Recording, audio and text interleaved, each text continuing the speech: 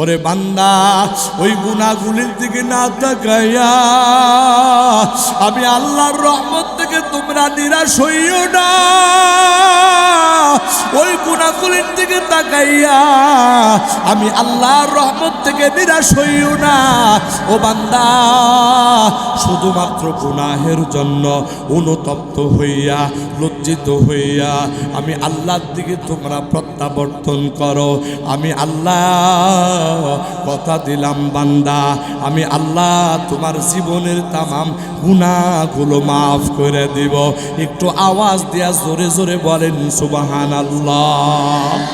আমার প্রাণের ভাইরা, আমার বন্ধুরা, এই জায়গার ভিতরে আমরা যত মানুষ আছি রে ভাই, এই কথা কিন্তু কেউ বলতে পারবো না আমার জীবনে কোনো গুনাহ নাই, এইরকম কথা কোনো মানুষ কোনোদিন বলতে পারবে না।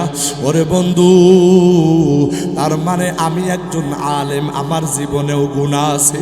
আপনি একজন সাধারণ মানুষ, আপনার জীবনেও গুনাহ আছে। এই জায়গায় যত মানুষ আছে রে ভাই, আমার আপনার জীবনে গুনাহের কোনো অভাব নাই। আরে ওই গুনাহগুলি নিয়ে আল্লাহর দরবারে কেমন কইরা দাঁড়াবো? একটু কি কলিজাটা কাঁপবে না? একটু কি অন্তরের ভিতরে ভয় লাগবে না রে ভাই? যদি ওই গুনাহ নিয়ে আল্লাহর দরবারে দাঁড়াই, আমরা চেহারাটা কেমন করে দেখাবো রে ভাই? লজ্জায় তো মাথা নত হয়ে যাবে, আফসোস করতে থাকবে যে ওই দিন তো আমার আমলনামার ভিতরে নামাজ থাকবে না, আমার আমলনামার ভিতরে রোজা থাকবে না, আমার আমলনামার ভিতরে কোরআন তিলাওয়াত থাকবে না, আমার আমলনামার ভিতরে জিকির নাই, আমার আমলনামার ভিতরে নেক আমল নাই, শুধু গুনাহ আর গুনাহ। ও আল্লাহর বান্দা, ওই দিনের ব্যাপারে কি অন্তরে একটু ভয় জাগে না? যদি কোনো আল্লাহর বান্দা আজকে এই কথাগুলো শোনার পরে অন্তরে যদি সামান্য পরিমাণ লজ্জত হয়, সামান্য পরিমাণ যদি অন্তরের ভিতরে এই রকম ভাবে যদি গুনাহের জন্য যদি তোমার অনুশোচনা জেগে যায়, তাহলে আমি বলবো আল্লাহর বান্দা, অন্তরটা নরম করিয়া এই ময়দানের ভিতরে বসিয়া আল্লাহ পাক রব্বুল আলামিনের দরবারে তওবা করি। আমরা সবাই দুইটা হাত একটু উপরে উঠায় দেই, সবাই দুইটা হাত একটু উপরে উঠায় দেই, ডাক দিয়া বলি, আল্লাহ আমাদের গুনাহগুলির দিকে তুমি তাকায়ো না গো আল্লাহ। তোমার রহমান রহিম গফফার সত্তার নাম গুলির দিকে তাকায়া ও মালিক আমাদের গুনাহগুলি মাফ করে দাও। আয় আল্লাহ, জীবনে আর এক ওয়াক্ত নামাজ ছাড়বো না, কোনোদিন মিথ্যা কথা বলবো না, আর কোনোদিন সুদ ঘুষ খাবো না, আর কোনোদিন কোনো মানুষের প্রতি জুলুম করবো না, কোনো নারীর প্রতি ইফটিজিং করবো না, আর কোনোদিন মাদক সেবন করবো না। ওগো আল্লাহ, জীবনে আর কোনোদিন তোমার হুকুমের নাফরমানি করবো না। আল্লাহর বান্দা, আল্লাহ তোমার দরবারে তওবা করতেছি, তওবাগুলি কবুল করে নাও। আয় আল্লাহ, এইরকম ভাবে জীবনে কতবার তওবা করেছে রে মালিক, আবার তওবা ভঙ্গ করেছি। আল্লাহ, আজ তোমার দরবারে যেই হাত তুলেছি, যেই তওবা করেছি গো মালিক, এই তওবার উপরে আমাদেরকে মৃত্যুর আগ পর্যন্ত অটল থাকার তৌফিক দান করে দিও। একটু জবান খুলিয়া আওয়াজ দিয়া জোরে জোরে বলেন আমিন। আল্লাহ দুইটা হাত নামান। আল্লাহ গো, আগামী শবে বরাত যে আমাদের সামনে আসতেছে, এই শবে বরাতে যেন মালিক ইবনে দিনারের মতো তওবা করিয়া মালিক ইবনে দিনারের মতো আল্লাহর প্রিয় বান্দাদের অন্তর্ভুক্ত হতে পারে। আমার আল্লাহ আমাকে আপনাকে সেই তৌফিক দান করুন। একটু জবান খুলিয়া আওয়াজ দিয়া জোরে জোরে বলেন আমিন। আমানুত্তাকুল্লাহ ইয়া আইয়ুহাল্লাযীনা আমানুত্তাকুল্লাহা হাক্কা তুকাতিহি ওয়ালা তামুতুন্না ইল্লা ওয়া আনতুম মুসলিমুন। আমার আল্লাহ বলেন, ও ঈমানদাররা, তোমরা আল্লাহকে ভয় করো যেমন তাকে ভয় করা উচিত। এরপরে বলতেছেন, ওয়ালা তামুতুন্না, তোমরা মৃত্যুবরণ করিও না। ওয়ালা তামুতুন্না, তোমরা মৃত্যুবরণ করিও না। ইল্লা, হ্যাঁ মৃত্যুবরণ করবা। ওয়া আনতুম মুসলিমুন। আমার আল্লাহ বলতেছে, বান্দারে তোমরা মৃত্যুবরণ করিও না। এর পরক্ষণে আমার আল্লাহ বলতেছে, ইল্লা, হ্যাঁ অবশ্যই মৃত্যুবরণ করবা। তবে ওই মৃত্যুটা কেমন হওয়া চাই? আমার আল্লাহ বলেন, ওয়া আনতুম মুসলিমুন। একটু আওয়াজ দিয়ে বলা যাবে আল্লাহু আকবার? একটু আওয়াজ দিয়ে বলা যাবে আল্লাহু আকবার? আমার আল্লাহ বলে, হ্যাঁ মরণ তো আসবে রে বান্দা, তবে ওই মৃত্যুটা যেন তোমার মুসলমানি মৃত্যু হয়। বন্ধুরা আমার মৃত্যুটা কোন হালতে হবে রে ভাই? দুনিয়ার মানুষ এটা কি চিন্তা করেছে নাকি?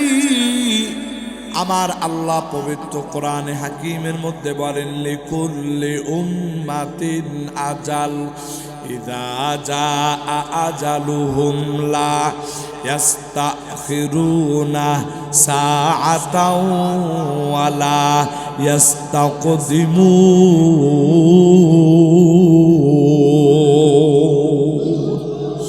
আমার আল্লাহ বলে, বান্দা শোনো, প্রত্যেকের জন্য একটা নির্ধারিত সময় আছে। ওরে বান্দা, ওই নির্ধারিত সময় যখন যার হয়ে যাবে, ওই সময়ের আগেও কারো জান কবজ করা হবে না, ওই সময়ের পরেও কারো জান কবজ করা হবে না। বন্ধুরা আমার, এই যে আমার আল্লাহ একটা সময় নির্ধারণ করে দিয়েছে, এই সময় জানেন একমাত্র আমার আল্লাহ। ওরে বন্ধু, এই দুনিয়াতে যখন একটা গাছের দিকে তাকাবেন, ওই গাছের ফল যখন পাকার সময় হয়, দেখবেন ওই গাছের পাতা আস্তে আস্তে সবুজ থাকতে থাকতে এই পাতাটা আস্তে আস্তে গাঢ় কালার ধারণ করে। ওরে বন্ধু, এই সবুজ থেকে আস্তে আস্তে ওই পাতাটা কিন্তু হলুদ বর্ণ হয়ে যায়।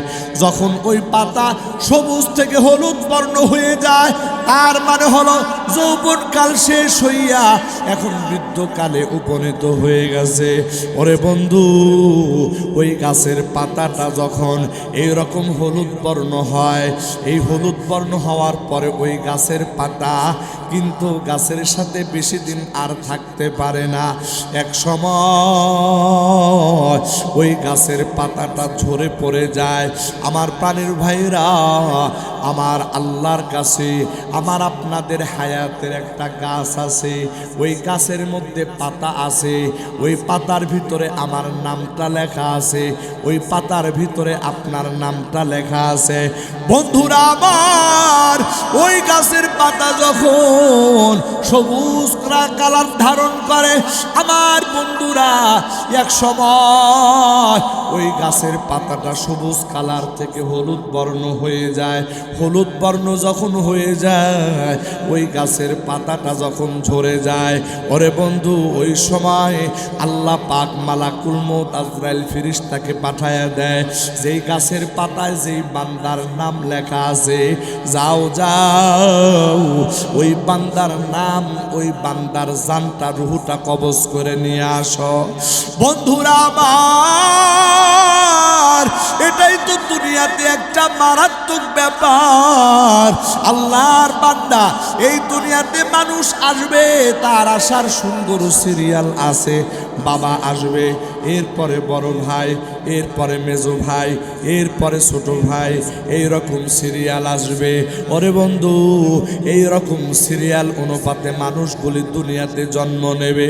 কিন্তু হায় হায়, যখন দুনিয়া থেকে বিদায় নেবে, যেমন কোনো সিরিয়াল নাই, দাদা বেঁচে আছে, নাতি দুনিয়াতে নাই, বড় ভাই বেঁচে আছে, ছোট ভাই দুনিয়াতে নাই, বাবা বেঁচে আছে, সন্তান দুনিয়াতে নাই। বন্ধুরা আমার, এইরকম ইতিহাস আমার আপনার জীবনে, আমার আপনার ডানে বামে কত ঘটতেছে। ওরে বন্ধু, কিন্তু আমি আর আপনি এই বিষয়টা আমার আপনার মাথার ভিতরে ঢুকাই না। একটু চিন্তা করে দেখো না ভাই, আল্লাহর বান্দা, একটু চিন্তা করে দেখো না, তোমার জীবনের হাকিকত কি রে ভাই? তোমার জীবনের বৈশিষ্ট্যটা কি? তুমি এমন অহংকার করে দুনিয়াতে চলো। ওরে বান্দা, তোমার তো জানা নাই এই দুনিয়ার হায়াত তোমার কখন শেষ হয়ে যাবে। তুমি অহংকার করিয়া দুনিয়াতে চলতেছো, আল্লাহর নাফরমানি করিয়া দুনিয়াতে চলতেছো। ওরে বন্ধু, এই রকম ভাবে তুমি কয়দিন চলবা? এই রকম চলতে চলতেই কি তোমার জীবনটা পার হয়ে যাবে নাকি? না রে বান্দা, এই জন্য আমার আল্লাহ সতর্ক করার জন্য পবিত্র কুরআনুল কারীমের সূরাতুল হাদীদের মধ্যে বলেন, আলাম ইয়ানি লিল্লাযিনা আমানু আন তাখশা কুলুবুহুম লিযিকরিল্লাহ ওয়া মা নাযালা মিনাল হাক্কি ওয়ালা ইয়াকুনু কাল্লাযীনা উতুল কিতাবা মিন ক্বাবলু ফাতালা আলাইহিমুল আমাদু ফাকাসাত কুলুবুহুম ওয়া কাসীরুম মিনহুম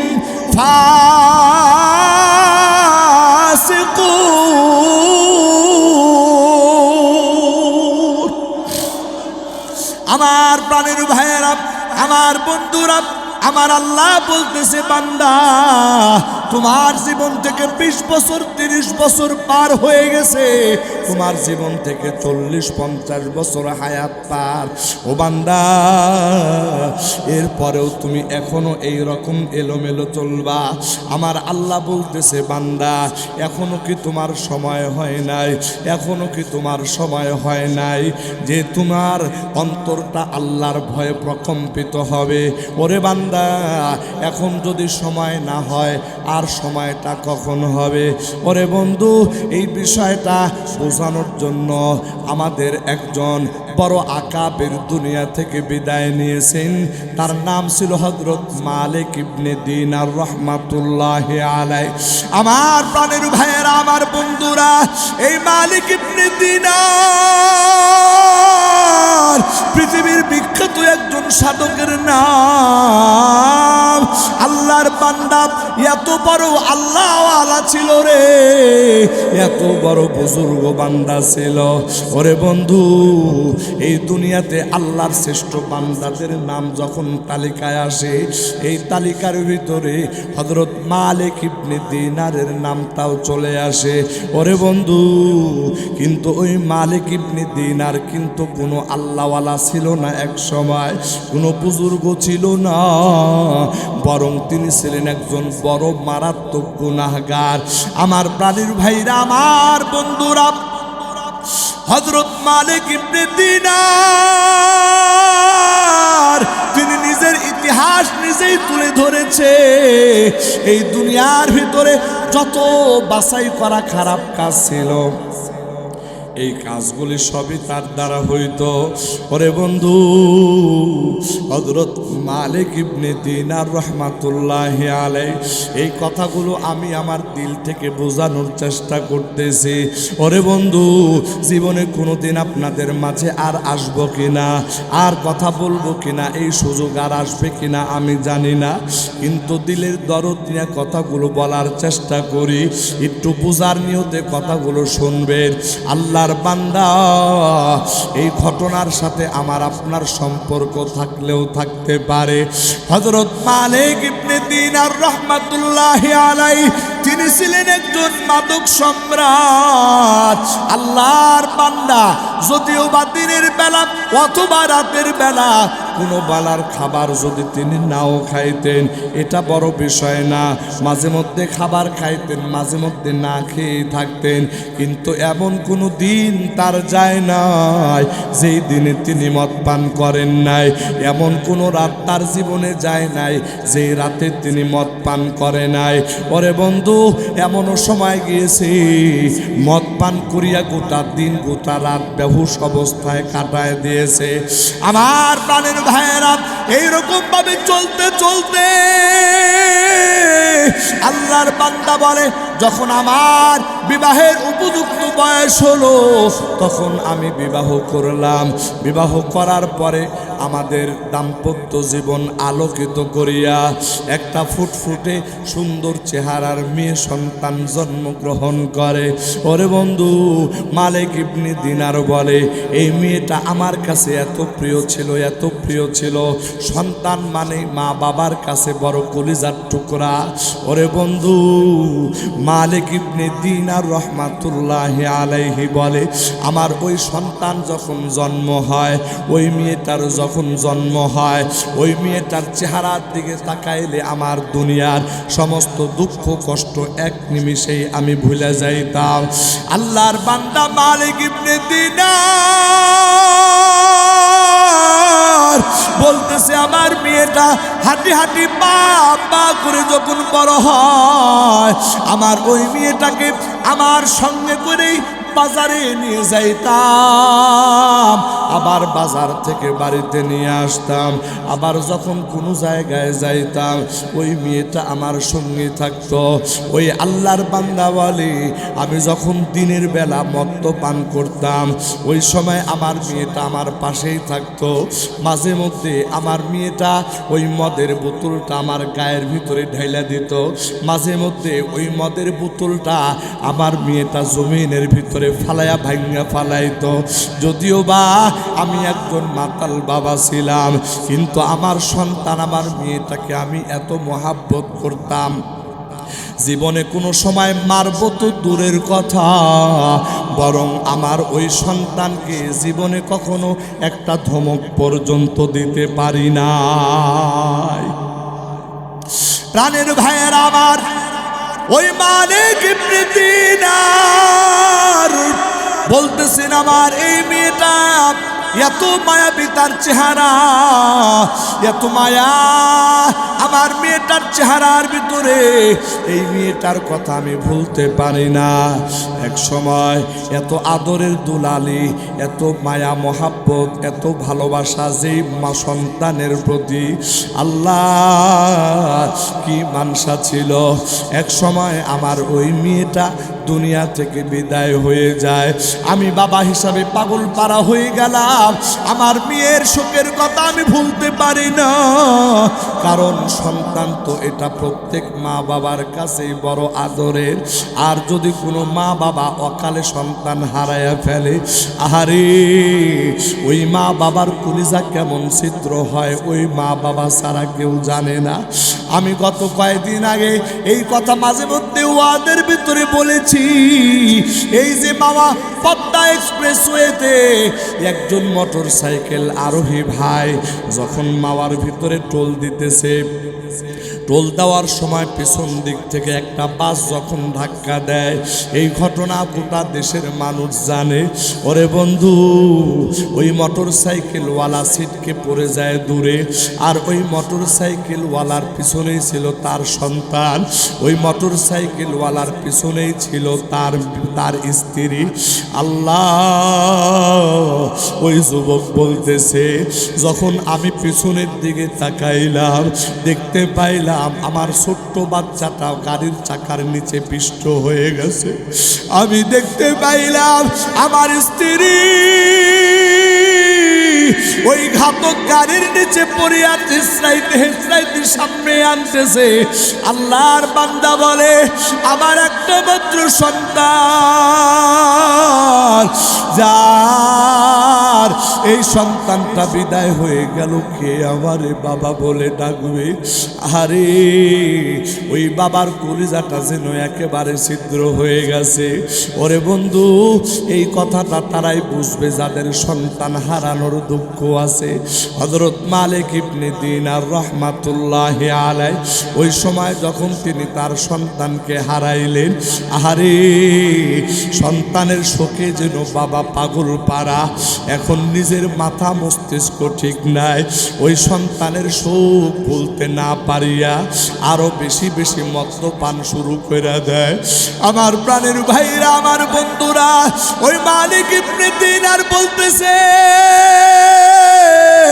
এই রকম ভাবে মদ্যপান করতে করতে এই মাত্রা এত বেড়ে গেল, আমার কোনো মানুষ, আমার কোনো আপনজন আমারে মদ্যপান থেকে ফিরাইতে পারে না।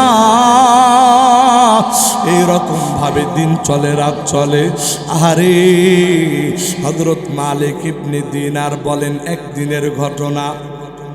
ওই দিনটা ছিল শবে বরাত, মানে এই যে আগামী শুক্রবার দিবাগত রাত যে শবে বরাত আসতেছে, হযরত মালিক ইবনে দিনার বলেন ওই রাতটা ছিল শবে বরাত।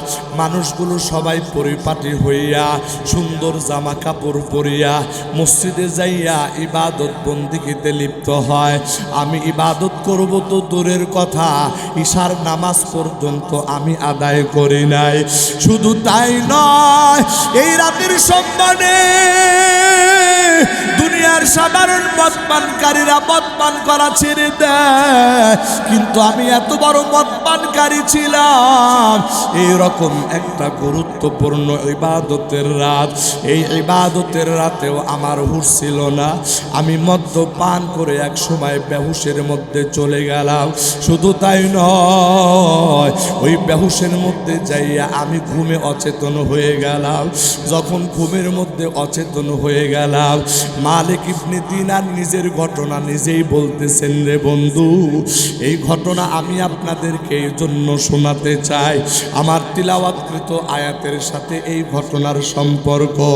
এই ঘটনা এই জন্য শুনাইতে চাই, আমি আর আপনি আবার আপনার জীবনে কত বছর কেটে গেছে, এখন পর্যন্ত আল্লাহ চিনি না, এখন পর্যন্ত দিন চিনি না, এখন পর্যন্ত নবী চিনি না রে ভাই। তাহলে আর কবে আল্লাহ চিনব, আর কবে দিন চিনব, আর কবে নবী চিনব? ওরে আল্লাহর বান্দা, এই জন্য দিলের আবেগ নিয়ে কথাগুলো শোনাইতে চাই। ওরে বন্ধু, মালিক ইবনে দিনার বলতেছে তখন আমি গভীর ঘুমে অচেতন। ওই ঘুমের ভিতরে আমি স্বপ্নে দেখতেছি কিয়ামত হয়ে গেছে। যখন কিয়ামত হয়ে গেছে, সকল মানুষগুলো কিয়ামতের ময়দানের দিকে দৌড়াইতেছে। মালিক ইবনে দিনার বলেন তখন আমিও দৌড়াইতেছি কিয়ামতের ময়দানের দিকে।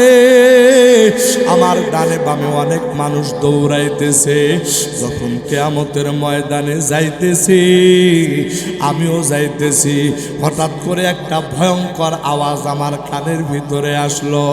আমার মনে হলো পিছন দিক থেকে কি যেন একটা আক্রমণ করার জন্য আসতেছে। হযরত মালিক ইবনে দিনার বলতেছেন তখন আমি পিছন দিকে তাকাইলাম। পিছন দিকে তাকানোর পর দেখতে পেলাম মানুষ খেকো বিশাল বড় একটা অজগর সাপ। এই অজগর সাপটা হন হন করে আমার দিকে ছুটে আসতেছে। ওই দৃশ্যটা এত ভয়ঙ্কর ছিল, ওই দৃশ্যটা এত মারাত্মক ছিল। ওই দৃশ্য দেখার পরে আমি আর স্থির থাকতে পারলাম না। ওই সাপের কাছ থেকে বাঁচার জন্য আমি আমার মন প্রাণ দিয়ে দৌড়াইতে শুরু করলাম, দৌড়াইতেছি। কিন্তু যতই জোরে দৌড়াই, আস্তে আস্তে মনে হইতেছে ওই সাপটা আমাকে ধরে ফেলবে। এক পর্যায়ে দৌড়াইতে দৌড়াইতে ক্লান্ত হয়ে গেলাম। ক্লান্ত হওয়ার পর একটু আর দৌড়াইতে মনে চায় না, কিন্তু যখন আবার পিছনের দিকে তাকায় তখন দেখি ওই অজগর মানুষকে অজগর সাপটা একেবারে সমান তালে আমার দিকে আগায় আসতেছে। যদিও বা শরীরে শক্তি নাই, কিন্তু এরপরেও আমি আবার দৌড়াইতে আরম্ভ করলাম। দৌড়াইতে দৌড়াইতে সামনে যখন গেলাম দেখতে পেলাম একজন বৃদ্ধ মানুষ, বয়স্ক একজন বুড়া মানুষ দাঁড়ায় আছে। আমি তারে বললাম, ওগো মিয়া, ও আল্লাহর বান্দা, আপনি কে? আপনাকে তো আমি চিনি না। আমার পিছনের দিকে তাকায় দেখেন একটা মানুষকে অজগর সাপ এমন ভাবে আমার দিকে আসতেছে, এমন ভাবে আমার দিকে আসতেছে। আমার মনটা তো বড় ভয় লাগে। ওই অজগর সাপটা বুঝে আমারে আজকে ছাড়বে না। ও বান্দা, একটু দয়া করিয়া ওই সাপ থেকে বাঁচার কোনো একটা ব্যবস্থা আপনি গ্রহণ করেন। ওই আল্লাহর বান্দা ডাক দিয়া বলে, ও মিয়া, আমি তো তোমার কোনো উপকারে আসতে পারবো না, কেননা আমি বয়সের ভারে একেবারে বৃদ্ধ মানুষ। আমার শরীরের ভিতরে কোনো শক্তি নাই, আমার শরীরের ভিতরে কোনো হিম্মত নাই। আর যেই সাপটা দেখতেছো, এই সাপটা এত মজবুত, এত শক্তিশালী, ওই সাপের গতির সামনে আমি একেবারে দুর্বল। আমি তোমারে কোনো উপকার করতে পারবো না, বরং তুমি সামনের দিকে আগায়া যাও।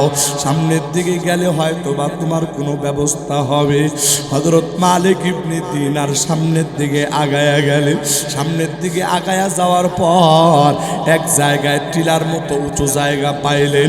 ওই টিলার উপরে তিনি যায় দৌড়ায়া ওই টিলার উপরে উঠে গেলেন। আহারে, টিলার উপরে ওঠার পরে যখন সামনের দিকে নজর দিয়েছে, যেন বেহুশ হইয়া জমিনে লুটাইয়া পড়বে। এমন আগুন, যে আগুন দাউ দাউ করে চলতেছে রে ভাই,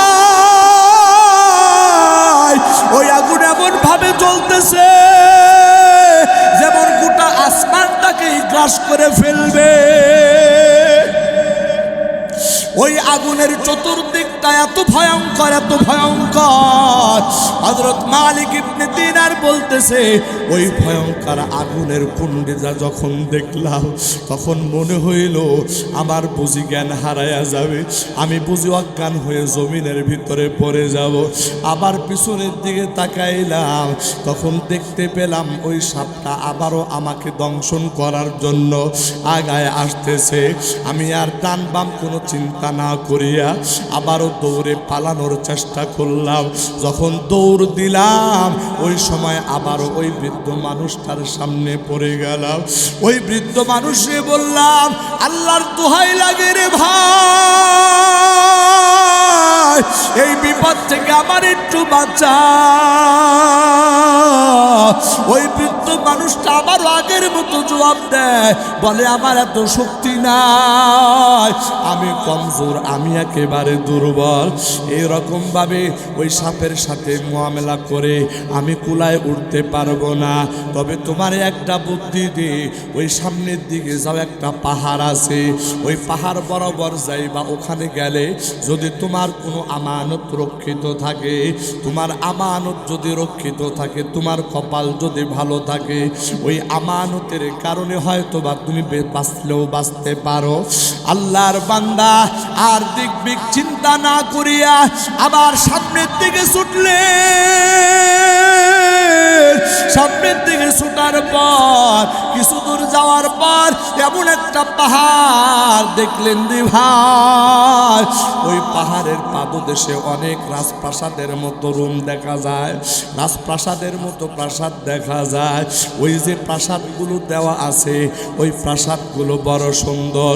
ওই প্রাসাদের যে দরজাগুলো স্বর্ণ দিয়ে বানানো, আর ওই প্রাসাদের যে দরজাগুলোর আশপাশের জায়গাগুলো জবরদস্ত ইয়াকুত এইরকম দামি দামি পাথর দ্বারা বড় সুন্দর করে সুসজ্জিত করে বানানো হয়েছে। আবার ওই যেই পাথরের উপরে যেই স্বর্ণের দরজা, এই স্বর্ণের দরজার উপরে এইরকম নূরের পর্দা দেখা যাইতেছে, যেই পর্দার ভিতরে স্বর্ণ দিয়ে কারুকাজ করা, যেই পর্দার ভিতরে হীরা মণি মুক্তা জহরত দিয়ে কাজ করা, এইরকম দামি পর্দা ওখানে ঝোলানো। একজন ফেরেশতা ডাক দিয়া বলতেছে, ও ফেরেশতারা, পর্দাটা সরাইয়া দাও, এখানে হয়তো বা এই লোকটার কোনো আমানত আছে, আজকে এই আমানতটা তার বড় দরকার, এই আমানতটার জন্য এই পর্যন্ত এসেছে। এই কথা বলার পর ফেরেশতাকে অর্ডার করার পর ফেরেশতা পর্দা সরাইয়া দিয়া ওই ঘরের দরজাগুলি যখন খুলে দেয়, ওই প্রাসাদের দরজাগুলি যখন খুলে দেয়, তখন দেখা যায় নাবালক শিশু বাচ্চারা, একেবারে ফুটফুটে চেহারার সুন্দর নাবালক শিশু বাচ্চারা বের হয়ে আসছে, তারা খেলাধুলা করতেছে। এই শিশুদের ভিতরে একজন শিশু ডাক দিয়া বলতেছে, ওই যে দেখো না একজন মানুষ দেখা যায়, ওই মানুষটারে এত বড় অজগর সাপ দৌড়াইতেছে, তোমরা কেন খেলাধুলা করতেছো? যাও তাড়াতাড়ি যাও, ওই মানুষটারে তোমরা বাঁচানোর চেষ্টা করো। ওরে বন্ধু, এবার সমস্ত বাচ্চারা ওই মানুষটার দিকে আগায় গেছে। যখন ওই মানুষটার দিকে আগায় গেছে, ওই মানুষটা যখন বাচ্চাদের দিকে নজর দিল, নজর দিতে দিতে দেখতে পায় হঠাৎ করে ওই যে দুনিয়াতে তার মেয়েটা, যেই মেয়েটা মারা গেছে, ওই মেয়েটার চেহারা আল্লাহর বান্দার চোখের সামনে ভেসে ওঠে। চোখের পানি ছেড়ে দিয়া ডাক দেয়া বলে, ও মা, তুমি তো আমার মেয়ে, অকালে তোমাকে দুনিয়ার থেকে হারাইছি। আমার মা, এবার ওই মেয়েটাও বাবাকে পরিচয় দেয়, ও বাবা, তুমি না দুনিয়াতে আমারে কত আদর করতা, কত মায়া করতা, বাবা গো, তুমি এখানে কেমন করে আইলা? এই কথা বলার পরে ওই মেয়েটা দৌড়ায়া বাবার কোলের মধ্যে চলে আসে। বাবাও যেন কতদিন পরে মেয়েটারে বুকের মধ্যে জড়ায় নিয়ে চোখের পানি ফালায়া ফালায়া কান্নাকাটি করে, হাউমাউ করে। আর ওই মেয়েটা বাবার বুকের মধ্যে আছে, এক হাত দিয়া সাপের জবানটা ধরিয়া এত জোরে ওই সাপটাকে দূরের দিকে ফিক্কা ফেলে দিয়েছে। ওই সাপের ভয় কেটে গেছে, সাপ আর নাই। এবার বাবা আর মেয়ে কথোপকথন চলতেছে। বাবা ডাক দিয়া বলে, মারে মা, তুই তো আমার কলিজা ছিলি, তুই তো মারা যাওয়ার পরে আমি বাবা বেসামাল হয়ে গেছি। এবার মেয়ে বলতেছে, বাবা তুমি এই জায়গায় কেমন করে আসলা? অনেক লম্বা চওড়া ইতিহাস। এবার বাবা বলতেছে, গে মা, এই যে একটা বিশাল বড় অজগর সাপ আমারে দৌড়াইতে দৌড়াইতে একেবারে জাহান্নামের কিনারা পর্যন্ত নিয়ে পৌঁছায় দিল। ও মা, এই সাপটা কি? এবার ওই মেয়েটা বলে, বাবা গো, এই সাপটা হলো তোমার বদ আমল। তুমি দুনিয়াতে যেই বদ আমলগুলি করেছো গো বাবা, বদ আমল করতে করতে তোমার বদ আমলের পাল্লাটা এত মজবুত হয়ে গেছে, এখন ওই সাপ তোমার এই বদ আমলটা সাপের আকৃতি ধারণ করেছে। একটু আওয়াজ দিয়ে বলেন নাউজুবিল্লাহ। আমার প্রাণের ভাইয়েরা, এবার ওই বাবা বলে, তাহলে আমি যে একটা বৃদ্ধ মানুষ দেখতে পাইলাম, ওই বৃদ্ধ মানুষটাকে? এবার মেয়ে বলতেছে, বাবা তুমি মাঝে মধ্যে 2-4টা নেক আমল করেছিলা। ও বাবা, ওই বৃদ্ধ মানুষটা এটা হলো তোমার নেক আমল, কিন্তু তোমার নেক আমলটা এত কমজোর, এত কমজোর যে এই নেক আমলটা তোমারে ওই গুনাহ থেকে বাঁচানোর ক্ষমতা তার ছিল না। আমার প্রাণের ভাইরা, আমার বন্ধুরা, এই কথা যখন বললেন, বলার পর মালিক ইবনে দিনারের অন্তরের ভিতরে ধাক্কা লেগে গেল। ঠিক এমন সময় ওই মেয়েটা মালিক ইবনে দিনারের মেয়েটা বাবার কোলের মধ্যে বসিয়া বাবার মুখটা হাতায় আর ওই কোরআনের আয়াত তিলাওয়াত করে, আলাম ইয়ানি লিল্লাযিনা আমানু আন তাখশা কুলুবুহুম লিযিকরিল্লাহি ওয়া মা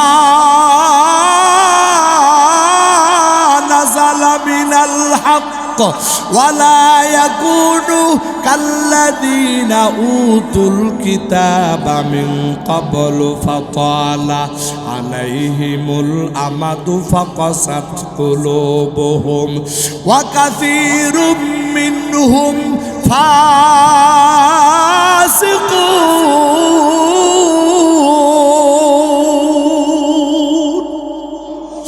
আমার প্রাণের ভাইয়ান্তা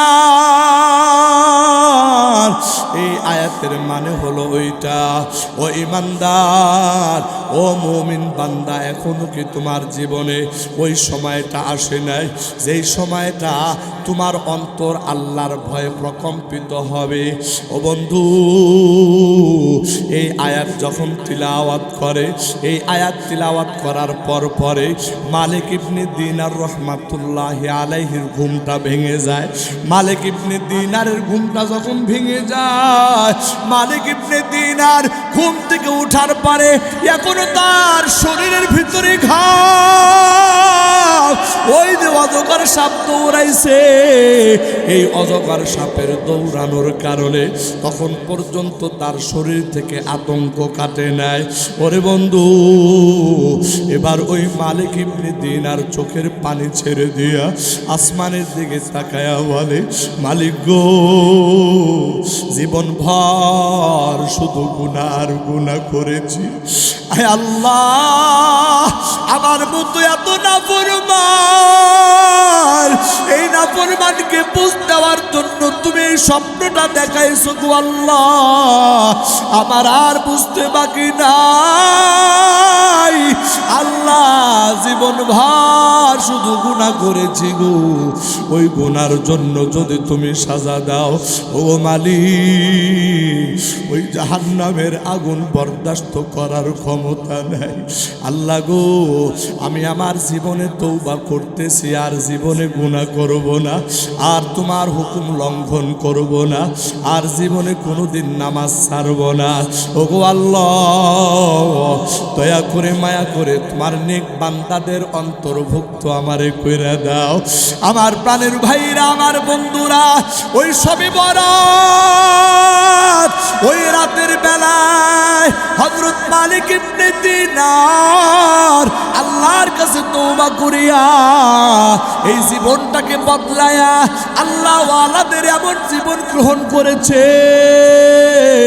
যে জীবনে কোনোদিন আল্লাহর সিজদা দেওয়া ছাড়ে নাই, যে জীবনে কোনোদিন মিথ্যা কথা বলে নাই, যে জীবনে আর কোনোদিন আল্লাহর নাফরমানি করে নাই। ওরে বন্ধু, যার কারণে ওই মালিক ইবনে দিনার পরবর্তীতে কোনো সাধারণ ব্যক্তি ছিল না, বরং পরবর্তীতে এই সাধনা করার জন্য আমার আল্লাহ ওই মালিক ইবনে দিনারের নামটা আমার আল্লাহ তার প্রিয় বান্দাদের অন্তর্ভুক্ত করে দেন। একটু আওয়াজ দিয়া জোরে জোরে বলেন সুবহানাল্লাহ। আমার প্রাণের ভাইরা, আমার বন্ধুরা, আমাদের সামনে সবে বরাত আসতেছে রে ভাই। আমার আপনার জীবনে কত সবে বরাত আসে, কত সবে বরাত চলে যায়, কিন্তু আমার আপনার জীবনে কোনো পরিবর্তন হয় না রে ভাই। আজকে রাতে আমি খাদেমুল ইসলাম নাটোরি এই যে কথাগুলো বললাম আপনাদের সামনে, দিলের দরদ নিয়া, বড় মহাব্বত নিয়া, ওরে বান্দা, এরকম ভাবে আর জীবনকে চালাইয়া আল্লাহর গুসার শিকার হইয়া ওই জাহান্নামের আগুনে যাওয়ার জন্য রেডি না হইয়া বরং আল্লাহর কাছে আজকে এই মুহূর্তে তওবা করো। ওগো আল্লাহ, জীবনভর গুনাহ করেছি, এমন গুনাহ করেছি, এই গুনার খবর যদি মা জানতো, বাবা জানতো, হয়তোবা ওই মা বাবা আমাদেরকে ঘরে জায়গা দিত না। ওগো আল্লাহ,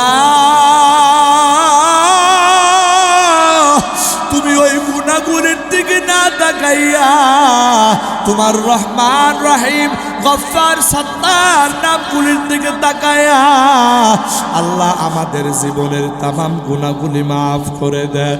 ওরে বন্ধু আমার আল্লাহ পবিত্র কোরআনের মধ্যে বলেন কুল ইয়া ইবাদিয়াল্লাযীনা আসরাফু আলা আনফুসিহিম লা তাকনাতু মির রাহমাতিল্লাহ ইন্নাল্লাহা ইয়াগফিরুয যুনুবা জামিআ ইন্নাহু হুয়াল গফুরুর রহিম। আরেকটু আওয়াজ দিবেন আল্লাহু আকবার। আমার বন্ধুরা আমার আল্লাহ বলতেছে ও আমার বান্দারা তোমরা যারা নিজেদের নফসের প্রতি বাড়াবাড়ি করেছো ও বান্দা তোমরা যারা গুনাহ করে করে সমুদ্রের ফেনার সমান গুনাহ করে ফেলেছো ও বান্দা তোমরা যারা গুনাহ করে করে উহুদ পাহাড় সম পরিমাণ গুনাহ করেছো ওরে বান্দা ওই গুনাহগুলির দিকে না তাকাইয়া আমি আল্লাহর রহমত থেকে তোমরা নিরাশ হইও না। ওই গুনাহগুলির দিকে তাকাইয়া আমি আল্লাহর রহমত থেকে নিরাশ হইও না। ও বান্দা শুধুমাত্র গুনাহের জন্য অনুতপ্ত হইয়া লজ্জিত হইয়া আমি আল্লাহর দিকে তোমরা প্রত্যাবর্তন করো। আমি আল্লাহ কথা দিলাম বান্দা আমি আল্লাহ তোমার জীবনের তামাম গুনাহগুলো মাফ করে দিব। একটু আওয়াজ দিয়া জোরে জোরে বলেন সুবহানাল্লাহ। আমার প্রাণের ভাইরা আমার বন্ধুরা এই জায়গার ভিতরে আমরা যত মানুষ আছি রে ভাই এই কথা কিন্তু কেউ বলতে পারবো না আমার জীবনে কোনো গুনাহ নাই এই রকম কথা কোনো মানুষ কোনোদিন বলতে পারবে না। ওরে বন্ধু তার মানে আমি একজন আলেম আমার জীবনেও গুনাহ আছে, আপনি একজন সাধারণ মানুষ আপনার জীবনেও গুনাহ আছে। এই জায়গায় যত মানুষ আছে রে ভাই আমার আপনার জীবনে গুনাহের কোনো অভাব নাই। আরে ওই গুনাহগুলি নিয়ে আল্লাহর দরবারে কেমন কইরা দাঁড়াবো? একটু কি কলিজাটা কাঁপবে না? একটু কি অন্তরের ভিতরে ভয় লাগবে না রে ভাই? যদি ওই গুনাহ নিয়ে আল্লাহর দরবারে দাঁড়াই আমরা চেহারাটা কেমন করে দেখাবো রে ভাই? লজ্জায় তো মাথা নত হয়ে যাবে, আফসোস করতে থাকবে যে ওই দিন তো আমার আমলনামার ভিতরে নামাজ থাকবে না, আমার আমলনামার ভিতরে রোজা থাকবে না, আমার আমলনামার ভিতরে কোরআন তিলাওয়াত থাকবে না, আমার আমলনামার ভিতরে জিকির নাই, আমার আমলনামার ভিতরে নেক আমল নাই, শুধু গুনাহ আর গুনাহ। ও আল্লাহর বান্দা ওই দিনের ব্যাপারে কি অন্তরে একটু ভয় জাগে না? যদি কোনো আল্লাহর বান্দা আজকে এই কথাগুলো শোনার পরে অন্তরে যদি সামান্য পরিমাণ লজ্জত হয়, সামান্য পরিমাণ যদি অন্তরের ভিতরে এই রকম ভাবে যদি গুনাহের জন্য যদি তোমার অনুশোচনা জেগে যায়, তাহলে আমি বলবো আল্লাহর বান্দা অন্তরটা নরম করিয়া এই ময়দানের ভিতরে বসিয়া আল্লাহ পাক রব্বুল আলামিনের দরবারে তওবা করি। আমরা সবাই দুইটা হাত একটু উপরে উঠায় দেই, সবাই দুইটা হাত একটু উপরে উঠায় দেই, ডাক দিয়া বলি আল্লাহ আমাদের গুনাহগুলির দিকে তুমি তাকায়ো না গো আল্লাহ। তোমার রহমান রহিম গফফার সত্তার নামগুলির দিকে তাকায়া ও মালিক আমাদের গুনাহগুলি মাফ করে দাও। আয় আল্লাহ জীবনে আর এক ওয়াক্ত নামাজ ছাড়বো না, কোনোদিন মিথ্যা কথা বলবো না, আর কোনোদিন সুদ ঘুষ খাবো না, আর কোনোদিন কোনো মানুষের প্রতি জুলুম করবো না, কোনো নারীর প্রতি ইফটিজিং করবো না, আর কোনোদিন মাদক সেবন করবো না। ওগো আল্লাহ জীবনে আর কোনোদিন তোমার হুকুমের নাফরমানি করবো না। আল্লাহর বান্দা, আল্লাহ তোমার দরবারে তওবা করতেছি, তওবাগুলি কবুল করে নাও। আয় আল্লাহ, এইরকম ভাবে জীবনে কতবার তওবা করেছে রে মালিক, আবার তওবা ভঙ্গ করেছি। আল্লাহ, আজ তোমার দরবারে যে হাত তুলেছি, যেই তওবা করেছি গো মালিক, এই তওবার উপরে আমাদেরকে মৃত্যুর আগ পর্যন্ত অটল থাকার তৌফিক দান করে দিও। একটু জবান খুলিয়া আওয়াজ দিয়া জোরে জোরে বলেন আমিন। আল্লাহ, দুইটা হাত নামান। আল্লাহ গো, আগামী শবে বরাত যে আমাদের সামনে আসতেছে, এই শবে বরাতে যেন মালিক ইবনে দিনারের মতো তওবা করিয়া মালিক ইবনে দিনারের মতো আল্লাহর প্রিয় বান্দাদের অন্তর্ভুক্ত হতে পারে। আমার আল্লাহ আমাকে আপনাকে সেই তৌফিক দান করুন। একটু জবান খুলিয়া আওয়াজ দিয়া জোরে জোরে বলেন আমিন।